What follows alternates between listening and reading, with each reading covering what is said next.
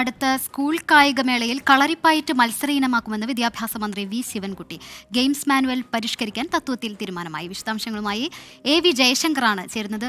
ജയശങ്കർ, മാറ്റങ്ങൾ ഇന്നും നല്ലതാണ്, പോസിറ്റീവായൊരു മാറ്റമാണ് അറിയുന്നത്. മന്ത്രി എന്തൊക്കെയാണ് പറയുന്നത്? എന്തൊക്കെ മാറ്റങ്ങൾ ഉണ്ടാകും അടുത്ത തവണ കായികമേളയിൽ? അതായത് ശ്രീനിത, ഈ ഉത്തരാഖണ്ഡിൽ നടക്കുന്ന ദേശീയ ഗെയിംസിൽ കളരിപ്പയറ്റിനെ ഒഴിവാക്കിയതിന് പിന്നാലെയാണ് സംസ്ഥാന സർക്കാർ സംസ്ഥാന കായികമേളയിൽ സംസ്ഥാന സ്കൂൾ ഒളിമ്പിക്സിൽ ഈ കളരിപ്പയറ്റ മത്സര ഇനമായി കൊണ്ടുള്ള ഒരു തീരുമാനത്തിലേക്ക് എത്തുന്നത്. ഇതിന്റെ ഭാഗമായി ഗെയിംസ് മാനുവൽ പരിഷ്കരണം ഉൾപ്പെടെ തത്വത്തിൽ അംഗീകരിച്ചതായാണ് വിദ്യാഭ്യാസ മന്ത്രി പറയുന്നത്. അടുത്ത വർഷം തിരുവനന്തപുരത്ത് നടക്കുന്ന സംസ്ഥാന കായികമേളയിൽ കളരിപ്പയറ്റ് ഒരു പ്രത്യേക ഇനമായി തന്നെ മത്സര ഇനമായി തന്നെ ഉണ്ടാകും.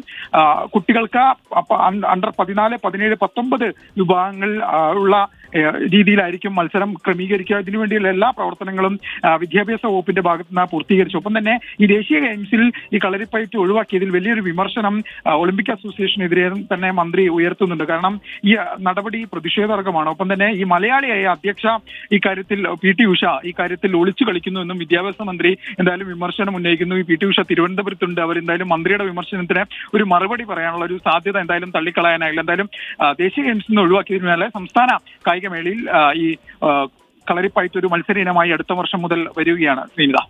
ശരി, പോസിറ്റീവായൊരു തീരുമാനം. നമുക്കപ്പോൾ സ്കൂൾ കായികമേളയിൽ ഇനി കളരിപ്പയറ്റും കാണാം എന്നാണ് വിദ്യാഭ്യാസ മന്ത്രി.